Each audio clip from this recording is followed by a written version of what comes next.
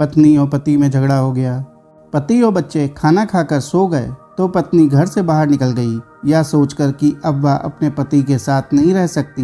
मोहल्ले की गलियों में इधर उधर भटक रही थी कि तभी उसे एक घर से आवाज़ सुनाई दी, जहां एक स्त्री रोटी के लिए ईश्वर से अपने बच्चे के लिए प्रार्थनाएं कर रही थी।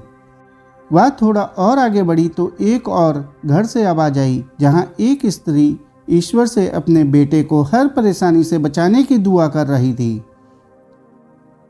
एक और घर से आवाज़ आ रही थी, जहां एक पति अपनी पत्नी से कह रहा था कि वह मकान मालिक से कुछ और दिन की मोहलत मांग ले और उससे हाथ जोड़कर अनुरोध करे कि रोज रोज आकर उन्हें तंग न करे।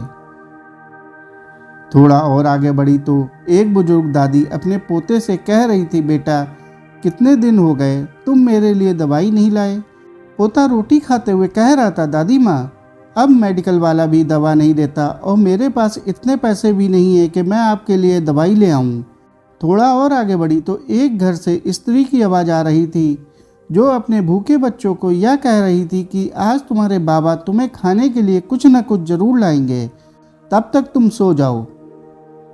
जब तुम्हारे बाबा आएंगे तो मैं तुम्हें जगा दूंगी। वह औरत कुछ देर वहीं खड़ी रही और सोचते हुए अपने घर की ओर वापस लौट गई कि जो लोग हमारे सामने खुश और सुखी दिखाई देते हैं उनके पास भी कोई ना कोई कहानी होती है।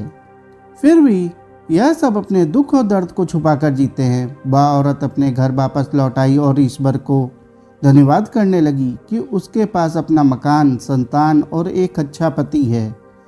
हाँ, कभी कभी पति से नोक-झोंक हो जाती है, लेकिन फिर भी वह उसका बहुत ख्याल रखता है।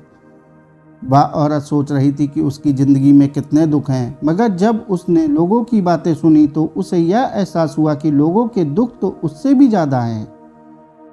दोस्तों, ज़रूरी नहीं कि आपके सामने खुश और सुखी नज़र आने वाले सभी लोगों का जीवन परफेक्ट हो। उनके जीवन में भी कोई ना कोई परेशानी या तकलीफ़ होती है, लेकिन सभी अपनी परेशानी और तकलीफ़ को छुपाकर मुस्कुराते हैं। दूसरों की हंसी के पीछे भी दुख और मातम के आंसू छिपे होते हैं। कठिनाइयों और परीक्षणों के बावजूद जीना जीवन की सच्चाई है, यही सच्ची ज़िंदगी है। दोस्तों, आपको कहानी कैसी लगी कमेंट करके जो बताएं। कहानी अच्छी लगी हो तो कहानी को लाइक और चैनल को सब्सक्राइब कर लें। धन्यवाद।